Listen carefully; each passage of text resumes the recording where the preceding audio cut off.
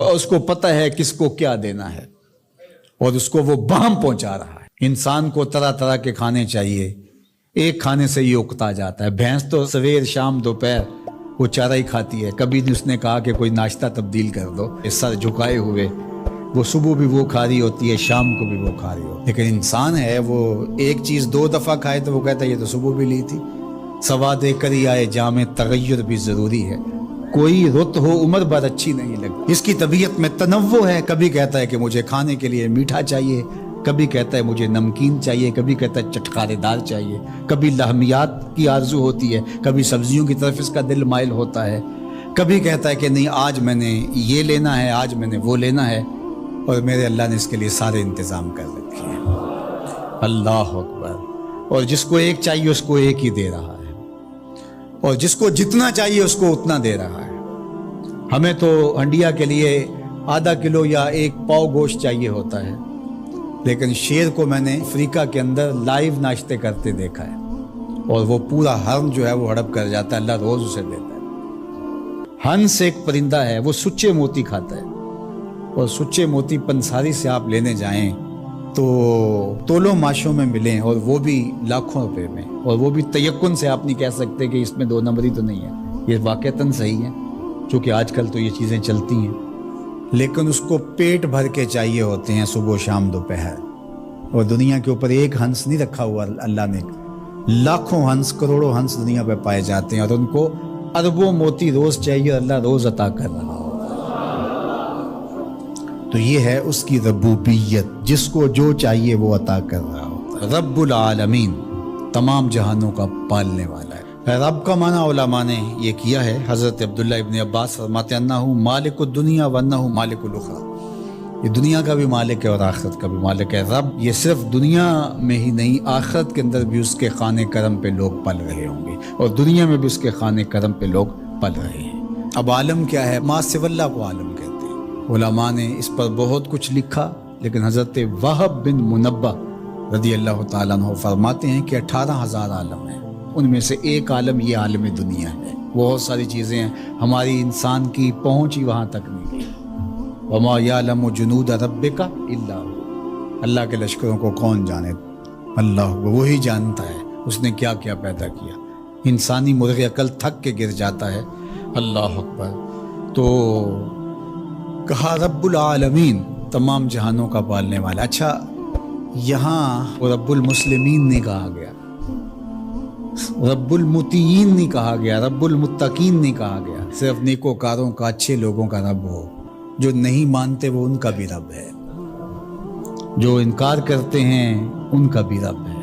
اللہ اکبر۔ یہ اس کی ربوبیت کی شان ہے کہ وہ اپنوں بیگانوں کو سب کو نواز رہا ہے۔ اور اگر آپ کی توجہ ہو تو یہاں ایک جملہ اور کہنا چاہوں گا، رب کا لفظ جو ہے وہ واحد ہے اور عالمین جمع ہے۔ رب العالمین، ایک رب اتنے جہانوں کو پال رہا ہے، ایک رب اتنے جہانوں کو پال رہا ہے۔ چلو اس سے آگے ایک اور بات کروں، رب واحد ہے اور عالمین جمع ہے، تو ایک رب کے کئی بندے ہو سکتے ہیں، ایک بندے کے کئی رب نہیں ہو سکتے، اس لیے رب کو واحد رکھا، عالمین کو جمع رکھا۔ کیونکہ اگر ایک خادم جو ہے، ایک غلام 5-6 آقا رکھے تو ایک کہے پانی لے کے، اور دوسرا کہے کہ میرے حقے میں آگ بھرو، اور تیسرا کہے تو وہ کدھر جائے گا کدھر جائے گا، اور ایک آقا 100 خادموں سے بھی کام لے رہا ہے۔ تو رب کو واحد رکھا، عالمین کو جمع رکھا، اس لیے بندے کا رب ایک ہی ہو سکتا ہے، 360 نہیں ہو سکتے۔ رب ایک ہی ہوگا، اور ایک رب کے ہی بندے جو ہیں وہ ہزاروں ہیں۔ وہ تمام جہانوں کو پال رہا ہے۔ کیوں پال رہا ہے؟ کوئی ضرورت ہے اسے؟ جو بھی ہے، باپ اولاد کو پالتا ہے تو اس کے ذہن کے کسی گوشے میں ہوتا ہے یہ بڑھاپے کا سہارا بنے۔ شاگردوں کو استاد پڑھا رہا ہوتا ہے، اس کے ذہن میں ہوتا ہے کہ کل یہ میرے کاز میں میرے ساتھ کھڑے ہو جائیں گے، میرے ساتھی ہوں گے۔ ملازموں کے ساتھ ان کا باس کھڑا ہوتا ہے تو ان سے کام لینا ہوتا ہے، غرض ہوتی ہے۔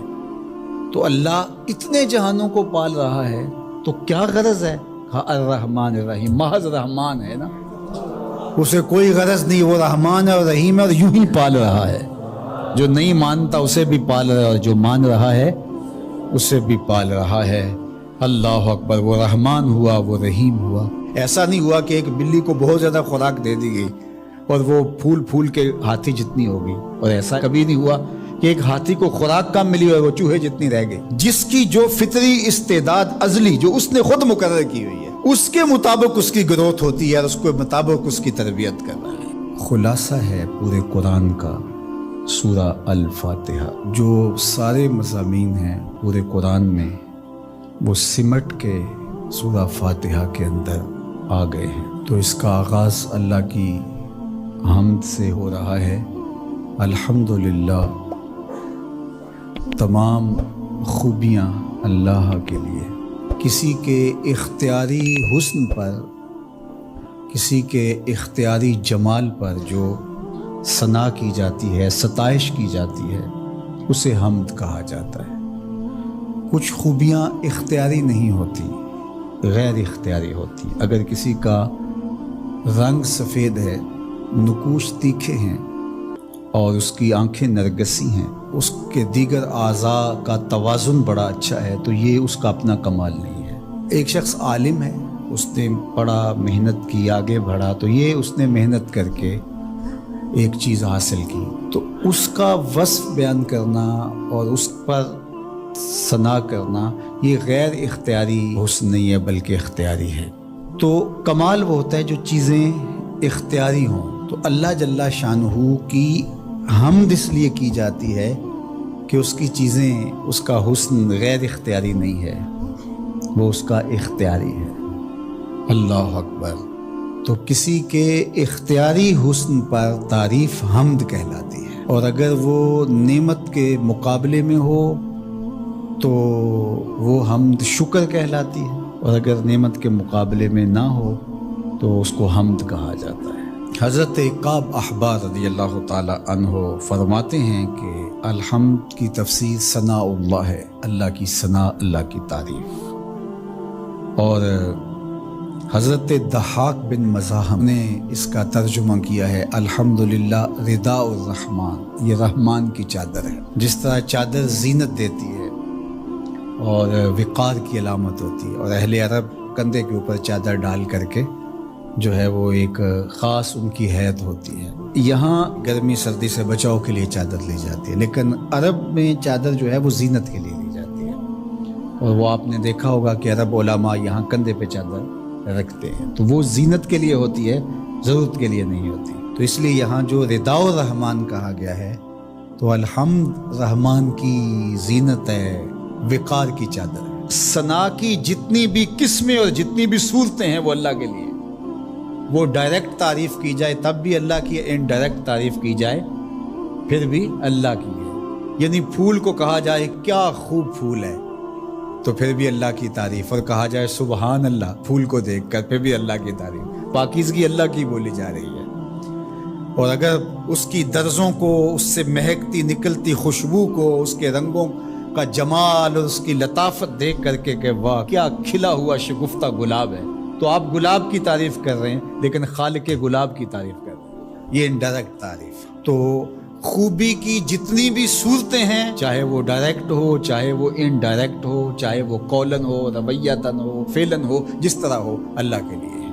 اس کی تم کیوں خوبیاں بیان نہیں کرو گے؟ الحمدللہ رب العالمین، وہ تمام جہانوں کو پالنے والا۔